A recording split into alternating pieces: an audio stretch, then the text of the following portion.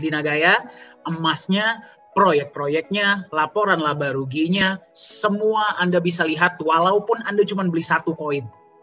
Penjualan totalnya, semua Anda bisa lihat. Ya, jadi itulah yang membedakan Nagaya dari aset-aset digital.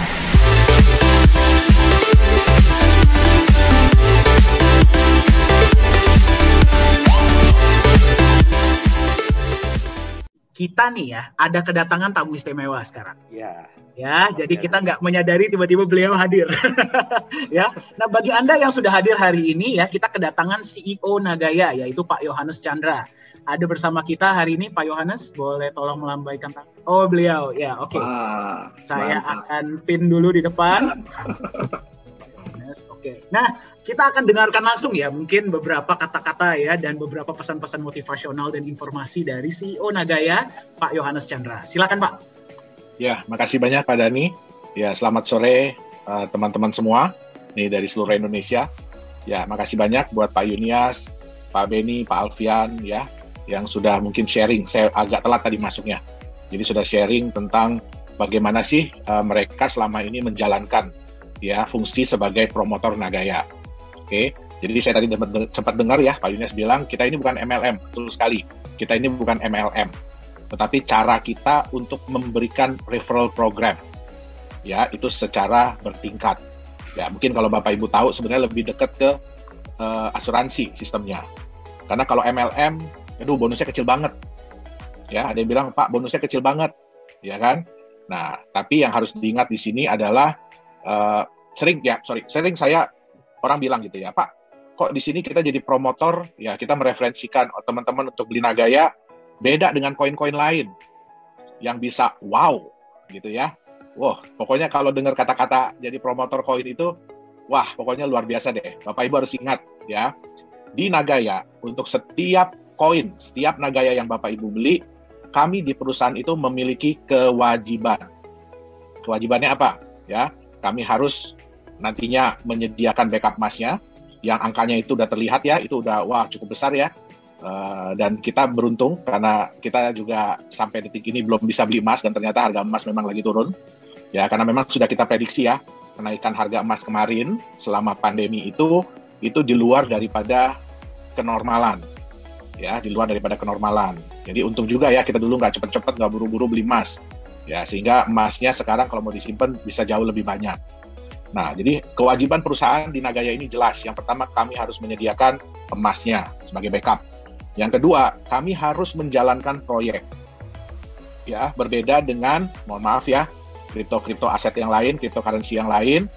Ya, mungkin kita nggak bisa dilihat secara jelas ya, proyeknya apa. Gitu. Terus kemudian, ya, kita juga bisa lihat, kalaupun mereka menjalankan bisnisnya, tetapi Bapak Ibu sebagai orang yang membeli koinnya itu tidak mendapatkan imbal apa-apa.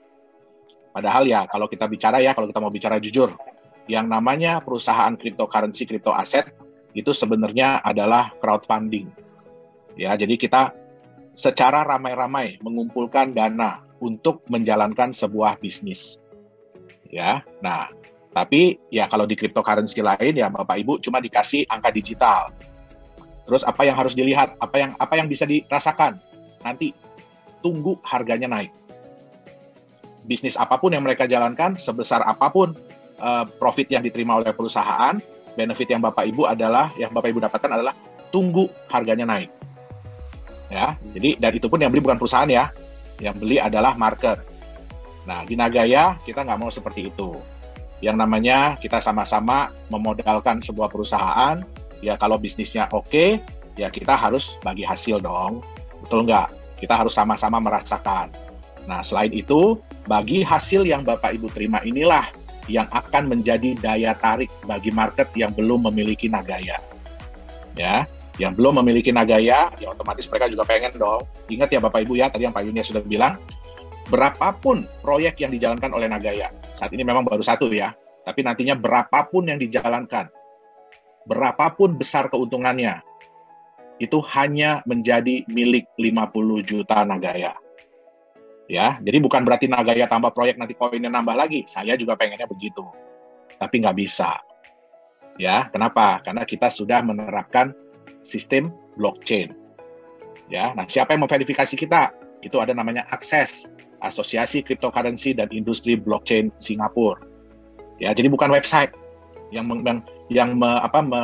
melegalisir, yang menyatakan, yang memeriksa bahwa Nagaya ini memang benar sebuah blockchain. Itu bukan website, tapi sebuah asosiasi, ya, yang diakui resmi oleh sebuah negara. Contohnya kalau di Indonesia yang mengakui Anda adalah dokter, ya Ikatan Dokter Indonesia, itu dia. Ya, jadi bukan website. Ya, nah mungkin saya ingin berbagi sedikit ya, karena beberapa hari ini saya ada baca sebuah artikel yang cukup menarik. Ya, ini di Indonesia. Mungkin Pak Denny boleh tolong saya mau share screen, Pak. Oke, screen saya udah kelihatan? Udah kelihatan ya. Nah, ini dari CNBC ya. Nah, ini berita yang sangat menarik nih. Kemarin, ya. Ini sebentar lagi Bitcoin bakal dikeroyok Bank Sentral Dunia. Oke. Nah, ada beberapa kata-kata yang di sini cukup menarik ya. Jadi, kalau koran itu memang pengennya bicara selalu yang bagus-bagus. Ya, jadi wah, Bitcoin mencapai rekor tertinggi, Dogecoin mencapai rekor tertinggi. Ya. Semua kalau yang bagus, wow. Sampai kalau perlu sehari nulis berapa artikel gitu. Tapi kalau ada yang jelek, harganya jatuh, itu tulisannya pendek banget. Ya. Nah, cuma dikasih tahu, ya pernah mencapai tertinggi, sekarang jatuh. Udah, satu itu doang. Tapi begitu harganya naik, wow. Sehingga di market itu menimbulkan kesan bahwa wah, cryptocurrency itu semua indah. Ya.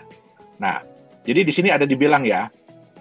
Jadi memang kalau melihat dari popularitas dan kenaikan harga yang seperti ini, ya ini yang pernah saya sampaikan kekhawatiran ya, bahwa akan ada intervensi dari pemerintah, dari bank-bank sentral. Sering saya sampaikan ya.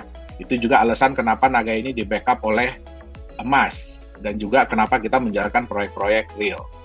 Ya, jadi yang ditakutkan bukan apa-apa.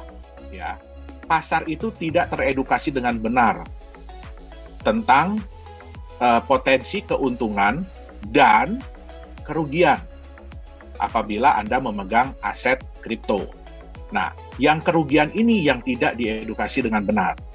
Oke, sehingga apa yang terjadi? Ya, karena tidak semua negara itu ya meregulasi mata uang kripto, bahkan juga sejujurnya di Indonesia juga regulasi ini masih belum jelas ya, masih belum melindungi ya pemegang aset kripto. Ya, yang diatur itu hanya pedagang aset kripto. Ya. Nah, ini bisa dilihat ya. Jadi Bank Sentral Turki sudah mengeluarkan larangan penggunaan Bitcoin CS untuk membeli barang dan jasa. Ini mulai berlaku 30 April. Nah, ini alasannya apa? Karena menemukan resiko yang signifikan bagi pihak-pihak yang bertransaksi. Nah, artinya apa? Resikonya yang ditakutin. Ya. Nah, terus kemudian juga, nah kalau semua negara ini seperti ini ya, jadi lembaga keuangan itu nggak akan lagi bisa memfasilitasi platform yang menawarkan jual beli aset kripto, custody, transfer, hingga penerbitan cryptocurrency. Ya, nah kalau ini sampai terjadi, ya artinya apa? Itu exchanger tidak akan pernah bisa kerjasama dengan bank. Ya, jadi Bapak Ibu kalau punya aset kripto lama-lama cuma beredar di dunia kripto aja. Jadi dari Bitcoin jadi USDT, jadi Ethereum jadi USDT, jadi apa jadi USDT, semua jadi USDT, nggak ada jadi US beneran. Ya, apalagi jadi rupiah. Nah, ini yang ditakutkan. Ya, makanya sudah banyak negara-negara yang mulai meregulasi. Nih, kita akan melihat serangkaian upaya yang dramatis untuk meregulasi mata uang kripto.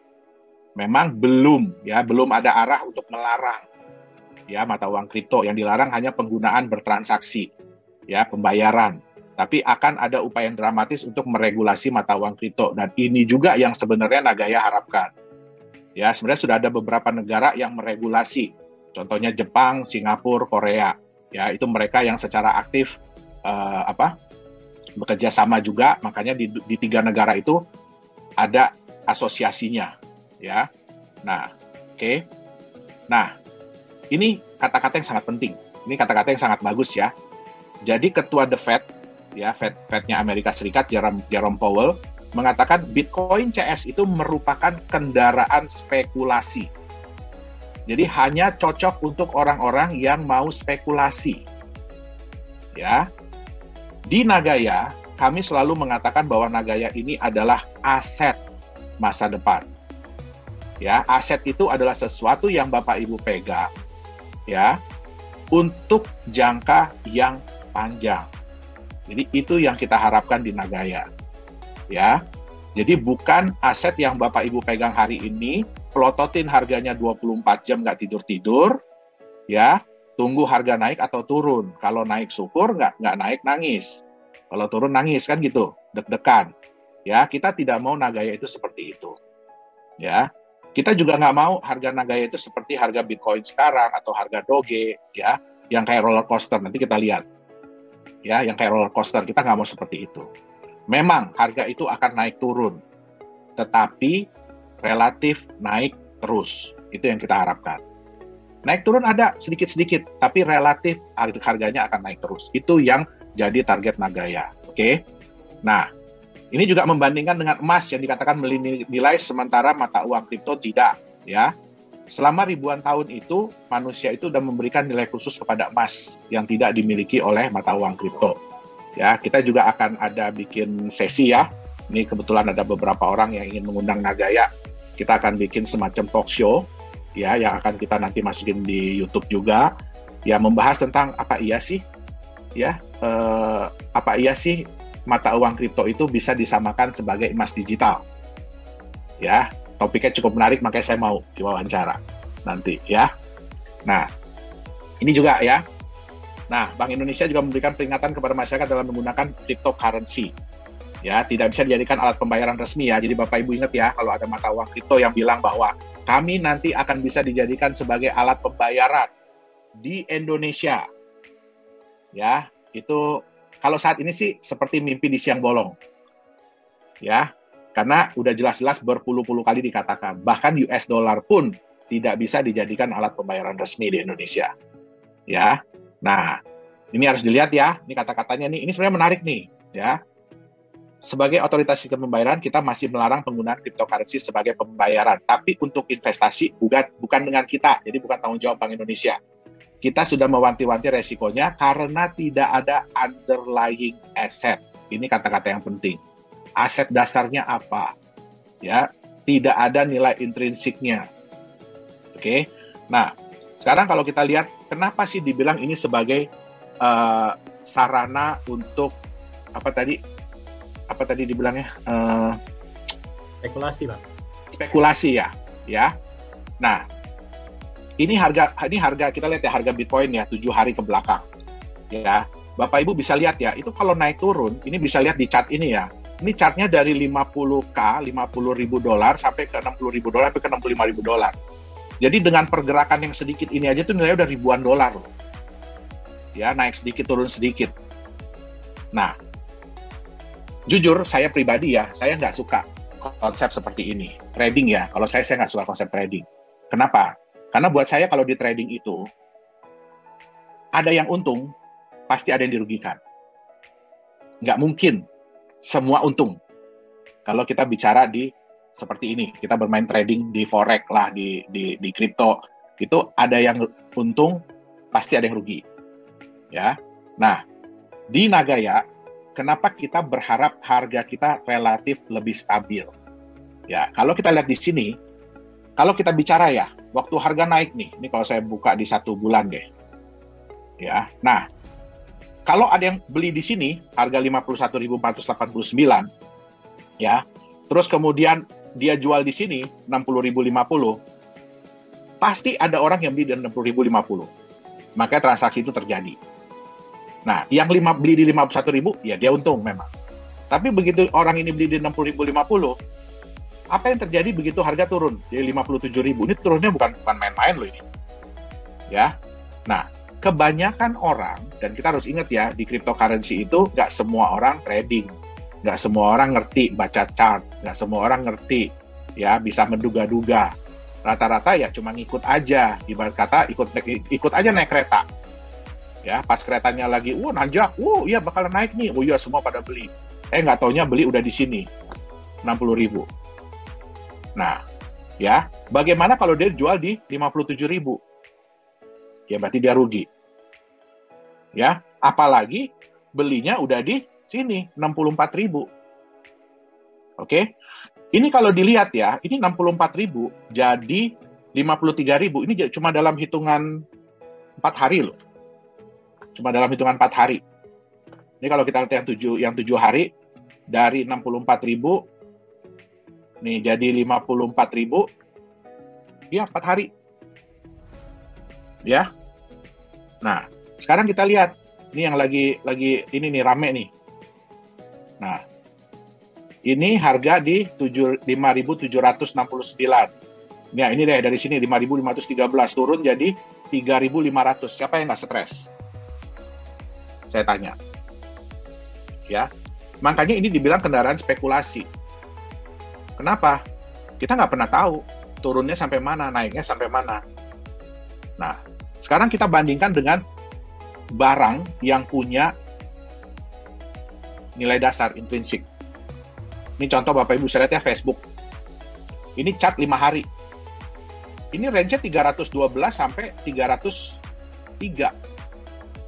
313 sampai 303. Ya. Kalau kita lihat lagi yang lebih stabil.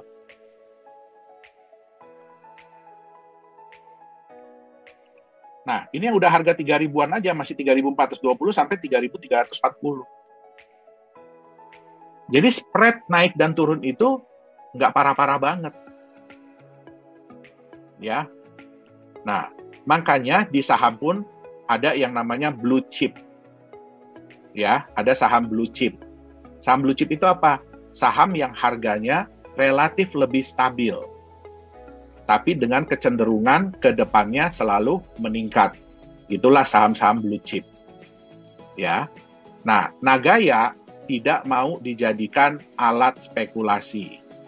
Ingat, kita mau Nagaya ini menjadi aset Bapak Ibu yang bisa diwariskan, ya, yang bisa dikasih ke anak cucu, ya. Jadi bukan aset spekulasi, ya. Bapak Ibu kalau dibilang kan, ya sabar beli Bitcoin, ya sabar. Udah harga kemarin berapa 900 juta, ya kan keburu kebeli. Ya udah, sabar aja, jangan dijual terus.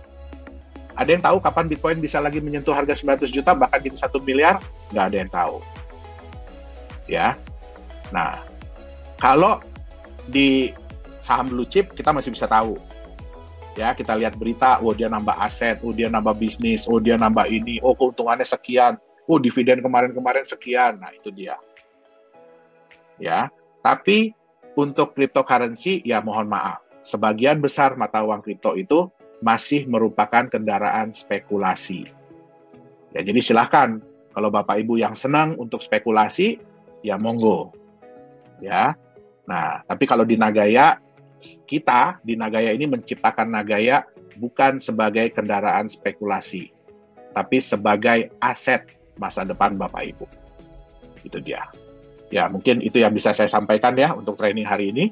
Sebelumnya saya mohon maaf kalau ada salah-salah kata. Ya, jadi saya kembalikan lagi ke Pak Dhani. Silakan, Pak.